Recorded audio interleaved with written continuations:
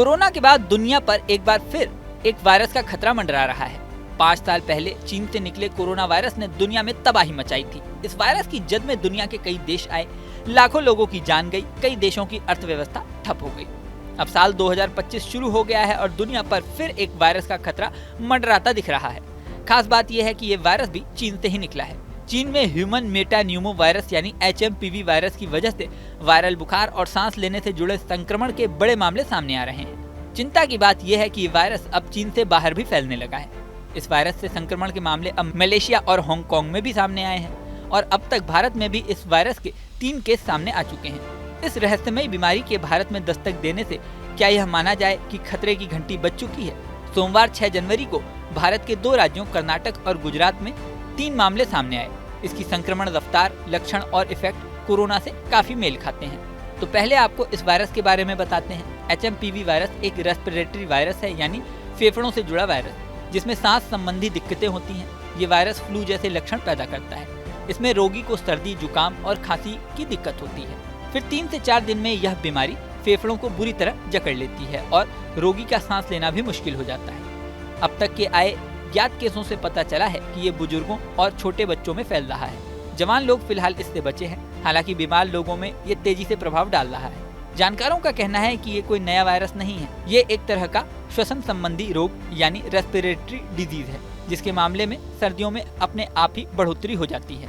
भारत में केंद्रीय स्वास्थ्य मंत्रालय ने सोमवार को नियमित निगरानी के दौरान कर्नाटक में HMPV के 2 मामलों की पुष्टि की। इसके अलावा गुजरात के अहमदाबाद में भी 2 महीने के बच्चे में इस वायरस की पुष्टि हुई है। चिंताओं के बीच स्वास्थ्य मंत्रालय ने स्पष्ट किया है कि HMPV कोई नया वायरस नहीं है और यह भारत सहित दुनिया भर के कई सालों से प्रचलन में है। मंत्रालय ने श्वसन संबंधी बीमारी ग्रसित मरीजों को सावधानी बरतने और डॉक्टर से सलाह लेने की एडवाइजरी जारी की है। ऐसा कुछ खबरें चल रही हैं मीडिया में, जिसमें ये कहा गया है कि चाइना में मेटान्यूमो वायरस का एक आउटब्रेक है और सीरियस है। हमें ऐसा नहीं लगता, इन द सेंस कि यहाँ पे मेटान्यूमो वायरस एक नॉर्मल रेस्पिरेटरी वायरस है जो जुकाम जैसे बीमारी करता है, या कुछ लोगों में फ्लू जैसे सिम्टम्स हो सकते हैं, खासकर जो बहुत बूढ़े लोग हैं या बहुत 1 साल से कम उम्र के बच्चे हैं।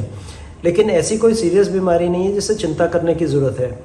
इन दिनों, सर्दी के दिनों में रेस्पिरेटरी वायरस इन्फेक्शंस होते हैं और हमारे हॉस्पिटल्स और इंस्टीट्यूशंस इनको हैंडल करने के लिए तैयार हैं।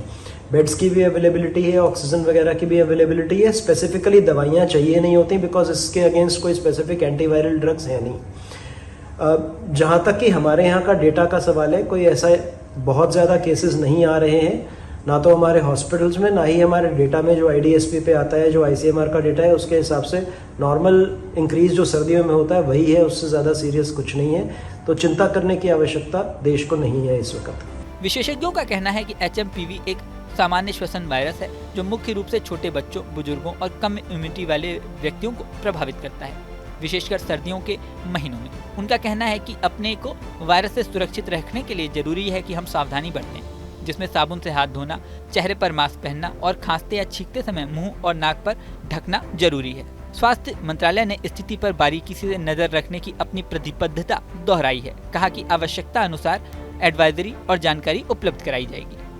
इस वीडियो में फिलहाल इतना ही। बने रहें न्यूज नेशन के डिजिटल प्लेटफॉर्म पर।